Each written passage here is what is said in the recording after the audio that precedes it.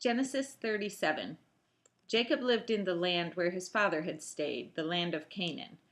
This is the account of Jacob. Joseph, a young man of 17, was tending the flocks with his brothers, the sons of Bilhah and the sons of Zilpah, his father's wives, and he brought their father a bad report about them. Now Israel loved Joseph more than any of his brothers, because he had been born to him in his old age, and he made a richly ornamented robe for him. When his brothers saw that their father loved him more than any of them, they hated him and could not speak a kind word to him. Joseph had a dream, and when he told it to his brothers, they hated him all the more. He said to them, "Listen to this dream I had. We were binding sheaves of grain out in the field when suddenly my sheaf rose and stood upright, while your sheaves gathered around mine and bowed down to it." His brothers said to him, "Do you intend to reign over us? Will you actually rule us?" And they hated him all the more because of his dream and what he had said. Then he had another dream, and he told it to his brothers. "Listen," he said, "I had another dream, and this time the sun and moon and 11 stars were bowing down to me."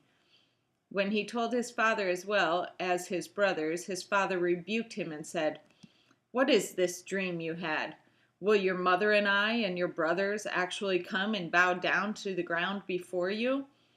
His brothers were jealous of him, and his father kept the matter in mind.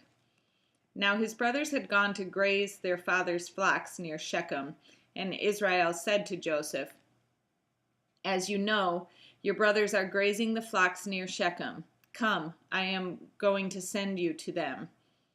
"Very well," he replied. So he said to him, "Go and see if all is well with your brothers and with the flocks, and bring word back to me." Then he sent him off from the valley of Hebron.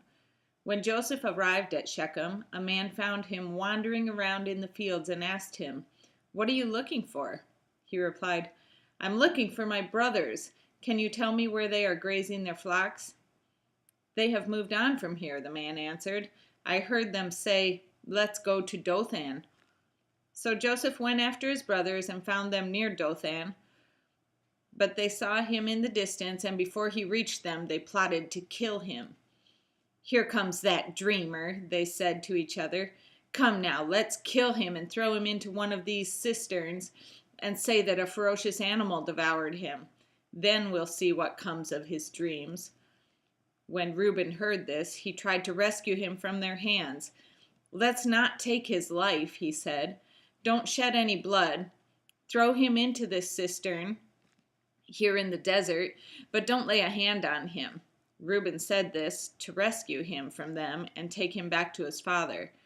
So when Joseph came to his brothers, they stripped him of his robe, the richly ornamented robe he was wearing. And they took him and threw him into the cistern.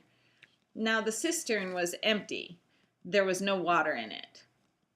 As they sat down to eat their meal, they looked up and saw a caravan of Ishmaelites coming from Gilead. Their camels were loaded with spices, balm, and myrrh, and they were on their way to take them down to Egypt.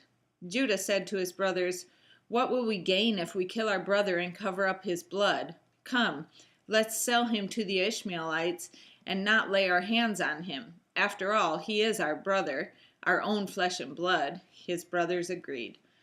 So when the Midianite merchants came by, his brothers pulled Joseph up out of the cistern and sold him for 20 shekels of silver to the Ishmaelites who took him to Egypt. When Reuben returned to the cistern and saw that Joseph was not there, he tore his clothes. He went back to his brothers and said, "The boy isn't there. Where can I turn now?" Then they got Joseph's robe, slaughtered a goat, and dipped the robe in the blood. They took the ornamented robe back to their father and said, "We found this. Examine it to see whether it is your son's robe." He recognized it and said, "It is my son's robe. Some ferocious animal has devoured him. Joseph has surely been torn to pieces." Then Jacob tore his clothes, put on sackcloth, and mourned for his son many days. All his sons and daughters came to comfort him, but he refused to be comforted. "No," he said, "in mourning will I go down to the grave to my son." So his father wept for him. Meanwhile, the Midianites sold Joseph in Egypt to Potiphar, one of Pharaoh's officials, the captain of the guard.